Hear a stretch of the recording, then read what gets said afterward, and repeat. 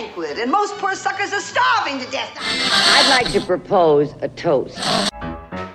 This is On the Rocks with Alexander, where I drink with your favorite celebrities as we talk about fashion, entertainment, pop culture, reality TV, and, well, that's about it. So pop a cork, lean back, and raise a glass to On the Rocks. Fasten your seatbelts. It's going to be a bumpy night.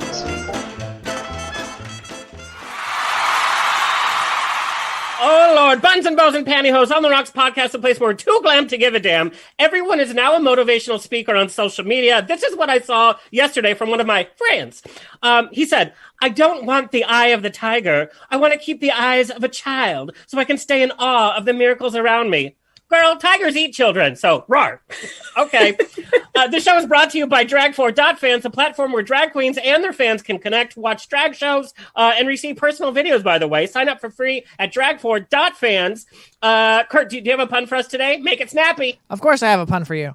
All right, hurry up, Kurt. What do you call an alligator in a vest? An alligator in a vest. This sounds like I should get it, because it's probably really bad. It's an investigator. Oh my God, that is so bad. Oh my God, I'm so sorry to our listeners. On that note, the show is presented by Straw Hut Media. You can watch and or listen to our Every Now. This is our 230th episode, by the way. Go to ontherocksradioshow.com and hello to our listeners around the nation on every major podcast platform, including iHeartRadio, Pandora, and now on Amazon Music. We are on the Facebook pages of GED Magazine and I Love Gay LGBT, and of course, our very own On the Rocks Radio Show Facebook. We are now streaming on Apple TV, Roku, and Amazon Fire TV on the OutAt.tv app. Download that today, wherever you can find us. Follow us, leave a comment, like us on Twitter and Instagram at On The Rocks On Air. Send me an email, book me for a wedding, funeral, quinceañera, bris. I don't care. I will zoom in. Info at ontherocksradioshow.com. Send us your questions and comments. And if you're cute, send us your nudes. October 1st, which is coming up, catch the new issue of Metrosource National Magazines with my interviews with Star Trek Discovery's Wilson Cruz, Star Trek Picard's Jonathan Del Arco, What We Do in Shadows, Harvey Guillen, and HGTV's Orlando Soria. Yes, I can read and write in between my drinks. Anyway, get your issues on newsstands or head to metrosource.com. All right, let me welcome my guest co-host who's going to keep us liquored up and playing some games today. Eric Restivo is a Los Angelino by the way of East Coast, where he celebrated a career on the stage. And before COVID, he was a member of the West Hollywood nightlife, including his popular karaoke nights featuring locals and celebrities alike. Currently is hosting his own podcast, Listen Sweetie, with sassy chats with his celebrity friends and family. Please welcome Sassy Pants Restivo. Hi, girl. I mean, there's me and Danielle. You really always knew how to do the best intros. I am so happy to be back. Happy to be back. It's a lot of vodka and sometimes, some Red Bull. Okay. Actually, so you have met Danielle, who we're going to chat with in just a second. How did you guys meet? So we met. It's so funny. We were just talking about this. Danielle was supporting LaToya Jackson in her opening night of an off-Broadway show that was co-produced by the same producer of Naked Boy Singing at the time. The show is called Musical. It was kind of like a current events, pop music, kind of up-to-date satire, and it was really funny. And LaToya was really good. Danielle was amongst many people there, and she was probably one of the loveliest, if not the loveliest. And I would say that if she wasn't in the backstage area of the Zoom call, yeah, I would say it anyway. I would love to see LaToya just in anything, because girl, right. She was great. The material was really well written for her. I mean, I think that they changed it up with whatever guest celebrity they had in, but LaToya was fabulous. Yeah.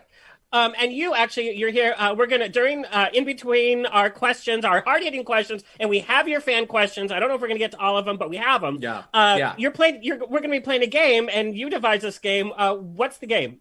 So it's called Say It or Sip It with Danielle. And basically, I'm going to present, maybe 10 or however quotes we can from the Real Housewives franchise all over. And throughout those 10, Danielle will have said some of the quotes. She's going to tell us if she did. And if she did, then it's a point for her. If she didn't, it's a loss for us. Or I guess how we're looking at it, it's quarantine. And we'll just have to take a sip. Okay. A sip or a gulp? A sip or a gulp, whatever you prefer. We don't hate. I mean, you and I are both known for our big mouths. Sometimes, Well, we can take more than a sip. Okay, let's never had a complaint. Yeah. In her own words, very own words, love her or hate her, there is no in between. Danielle Staub served as one of the most talked about Bravo TV's Real Housewives of New Jersey OGs. Since then, she has appeared on numerous shows, penned her autobiography, The Naked Truth, and has shown us her cooking skills, and currently hosts the Absolutely Danielle podcast, where she and her friends have candid conversations around topics that matter most. And when I say candid conversations, some of these conversations you've read about in some of the tabloids, because she will talk. Please welcome back Danielle Staub, looking amazing.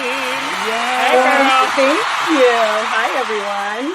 I love that. That was some intro. I just didn't know whether I would just continue watching or just sit here and maybe wait till I'm spoken to. Right. But I have to say, on that note, I'm going to have a sip. I'm going to. Yes, we're sipping. Yes. Sip.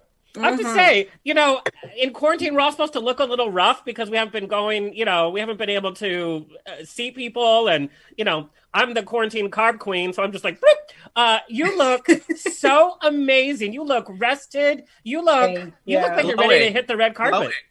You look relieved, actually. I want to. Believe me, I really have so much to say. I'm like fading away here without being able to talk about it. So I would love to do a red carpet, but we'll just put it all here today. And thank you for the compliment. I thought I was losing everything until I put a little makeup on and I was like, oh, so almost a year without Botox. I'm still okay. Oh, so this is really me at 58.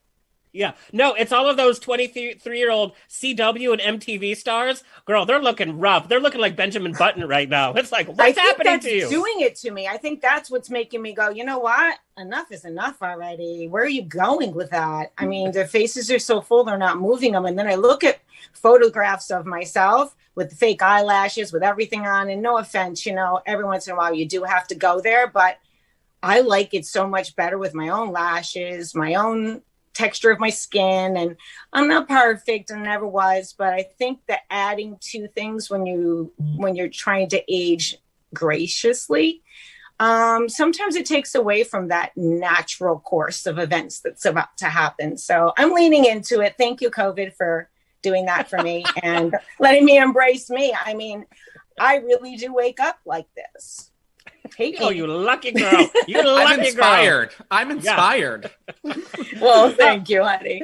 I mean, I think it's also the fact that, I'm being just good to me now. Spending a lot of time with just me and my family. And that's always good for your health. Always. We had this conversation with Brandi Glanville, and she also talked about the period of time, her Bravo peak, so to speak, during her season. And she felt compelled because it's the Bravo way to put on the air, such as the lashes and do the Botox and the wig. Yeah. And she is also somebody that has taken time, especially during quarantine, to kind of really appreciate herself and to relax. And rediscover some of the positivity, being away from the red carpets and, from reality TV even, probably gives you a little breath of honesty. And it, all that negativity is not right at your fingertips. It was so toxic. I didn't receive anything but negativity, and it was never going to get better. I gave it a chance, and I gave Andy plenty of time, spoke to him personally on it. Spoke to the president of Bravo on it, spoke to everyone at NBC. And when I left this time, I told them this would be for good. And I think Andy was very surprised when I said, no, I'm never returning. And I said that on live, Watch What Happens Live. Yeah. Okay. Which hit all the tabloids, which hit everywhere. And I was watching it because, I'm a Bravo freak. It was a true surprise. Talk about putting the real in reality TV. There was nothing choreographed about that. He was shocked. And so we did get a lot of fan questions is, do you think you'll ever go back to Bravo TV or even to the Housewives franchise? No, I really don't. I don't think I think I outgrew them in season 2. I think I had everything I needed from that platform, and I should have just kept it that way because looking back, I know that they were using my name, but I wasn't even using their likeness or their names in my book, even my memoir. They weren't even part of my real life. I don't associate myself with people like that, especially people like even Teresa, who will risk 42 counts of fraud and her mother and father passing and her husband going to prison, her going to prison, and then her marriage. I mean, but that speaks volumes about a person to me. And then you're going to take and throw me under the bus and throw me down and make me look like I'm the reason that I'm not around. No, honey, you owe me everything. Still, her claim to fame is only one thing, one scene, flipping a table at me and calling me a prostitution whore. So from where I'm standing, Andy Cohen has never moved on from that or evolved from that, and he never will. He's not a smart or a gracious man. He's just a man. That's all. Well, I mean, I'm not going to say anything about